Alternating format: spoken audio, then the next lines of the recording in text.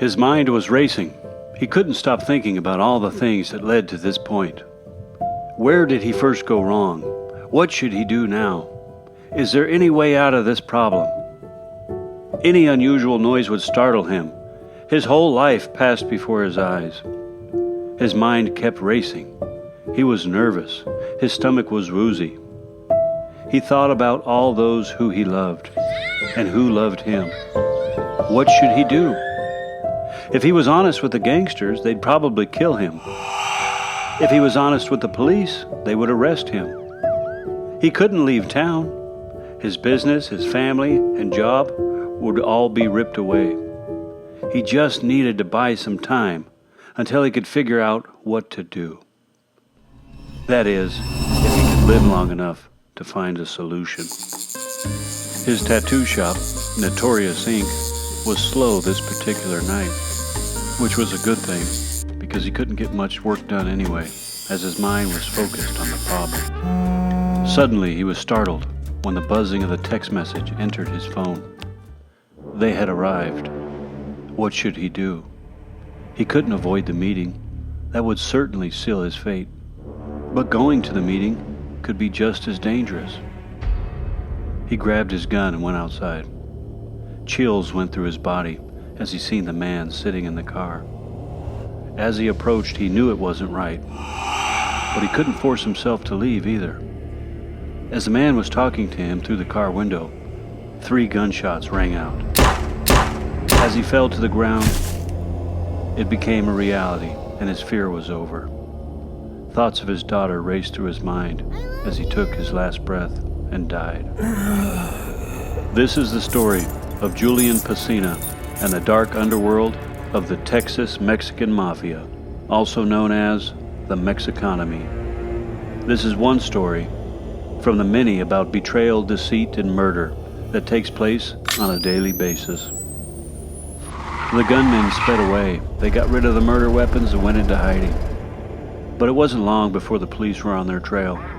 The gangsters didn't realize that the entire scene was being recorded by the FBI. The FBI, like Julian, were certain something was going to happen, and they were both right. Who were the gunmen? They were members of the Mexikanemi, also known as the Texas Mexican Mafia. They emerged in the early 1980s in the Texas prison system. The gang was founded by Heriberto Huerta, known as Herb. Herb played a crucial role in its organization and growth. Under his leadership, Mexikanemi adopted a highly militaristic structure, establishing a constitution and a strict code of conduct. Their regulations were designed to maintain order, loyalty, and discipline among the members. The group's ideology emphasizes ethnic pride and solidarity in the pursuit of making money by any means necessary. Over time, the Mexikanemi expanded its influence beyond the prison walls, becoming involved in various criminal activities such as drug trafficking, extortion, and violent crime. This expansion allowed them to wield power both inside and outside of the prison. Despite numerous law enforcement crackdowns, the gang continues to thrive. They play no games, and there's no mercy for those who violate. Some people want to be the cops, and some people want to be the robbers. But some people want to be both, like Julian Pesina. He started out as a young adult, working as a correctional officer. Then he became a police officer. But he had a fascination with the gang life. He not only began to look the part of a gangster, but he began to play the part as well, covering himself in tattoos and selling crystalline substances and tar. But the Mexikanemi collects tax from drug dealers in the area. So Julian encountered a member of the Mexikanemi near San Antonio, Texas, named George Munchies Castillo. Julian told Munchies that he had actually joined the gang many years ago, but had been out of touch for several years. He confessed to owing the gang money. He explained that a former lieutenant of the gang, Johnny Smiley Solis, who had recently disappeared and was presumed dead, had charged him the tax, and that he had joined the gang while in prison. Using his previous experience as a jail guard to drop the names of incarcerated Mexikanemi members as evidence of his involvement. The gang provisionally accepted his claims, but intentionally kept him out of important matters until they investigated his story. Remarkably, a short time later, the gang accepted Julian and claimed that he was indeed a member and added his name to the roster, which they distributed to other gang officers in San Antonio, alongside other members such as Ruben Menes Reyes, who had assumed his role as Northside Lieutenant following the disappearance of Johnny Smiley Solis. Under Reyes was Sergeant Jerry Drago, who had proven his loyalty by murdering 41-year-old Billy Padilla at his home. Drago had meticulously planned out the crime. He stalked Padilla and ultimately executed him in front of his young son. Now as a member of the Mexikanemi, Drago began taking Julian along to collect dime payments. Julian's job was to provide muscle, acting as a driver and backup in case anyone resisted making their payments. One of the highest-ranking members outside the prison, running operations in San Antonio, was a man named Raymond Tiez, also known as Indio. Tiez, a longtime member, had a reputation for being involved in numerous murders and collecting payments through violence and amassing a huge amount of cash. Unbeknownst to the gang, Tiez harbored a secret. In October of 2012, he was pulled over by the police and was busted with a large amount of substances. To avoid jail time, he struck a deal with the San Antonio Police Department. He became an informant, which led to the arrest of some 22 people involved in distributing and money laundering. While working with the police, Tiez continued his gang activities. He sold drugs, carried firearms, and even committed murder.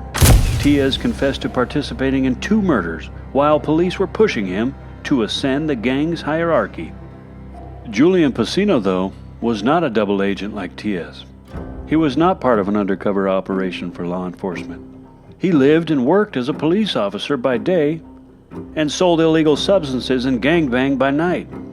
It was a double-edged sword hanging above his head. If the cops found out, he would go to prison. But if the Texas Mexican Mafia found out, he could get killed. Little did he know, they had both discovered his secret, and both sides were planning to get him. The cops found out when they arrested a suspected heroin dealer in 2013, who eventually turned into a confidential informant. Among the informant's phone contacts was a Julian, and FBI agent Marty Martinez was sure that the Julian in the phone was the Julian Pacino of the police force. They orchestrated a controlled buy and was working to gather more evidence when he was murdered. The Mexikanemi found out one day during their dime collections at the residence of a drug dealer named Vic, known as Vicky. Julian appeared uneasy as soon as they arrived, and after just a few minutes inside, he suddenly stood up and headed towards his car, leaving Drago with Vicky. Then Vicky confronted Drago, demanding an explanation for bringing a police officer into his house. Unamused, Drago said, "Look at what you're saying. That guy is my carnal. If I find out you're lying, I'm gonna kill you." But Vicky stood his ground, and he went online and showed Drago pictures of Julian in a police uniform. They even called the Balcony Heights dispatcher, asking to talk to Julian Pacino. The dispatcher informed them that Pacino wasn't in yet, but he soon would be. In shock, Drago returned home and reported everything to his lieutenant, Ruben Menes Reyes. After thinking about it, Reyes said, "He's got to go." The plan was to get Julian to a secluded spot where he could be killed without witnesses, and then dumped in a grave that they had already dug. Julian became nervous. He could sense the danger, and he avoided their advances. Consumed with frustration and impatience, Reyes decided not to worry about the risk and just get it done. Hidalgo selected Alfredo Cardona, who was trying to earn his bones, and Jesse Santibanez, who owed a cleanup. Their plan to steal a car had failed, so they decided to use Cardona's car and just swap the license plates. They drove to Julian's tattoo shop, Notorious Inc. The 2 gunmen got out and hid around the corner. The driver texted Julian. Julian came out, and they shot him.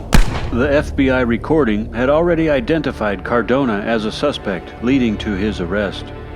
Drago was caught later at his mother's house. He ended up striking a deal with the prosecutors, admitting to the murders of Billy Padilla and Julia Pacino, and agreed to testify against Cardona and Santibanez.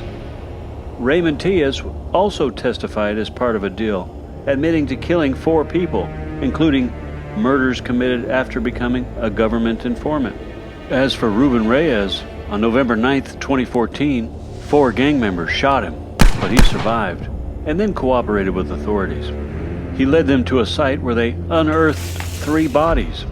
Reyes admitted that in December of 2013 he had orders to kill Johnny Smiley Solis, Carlos Worm Chapa, and Mark Anthony Lefty Bernal.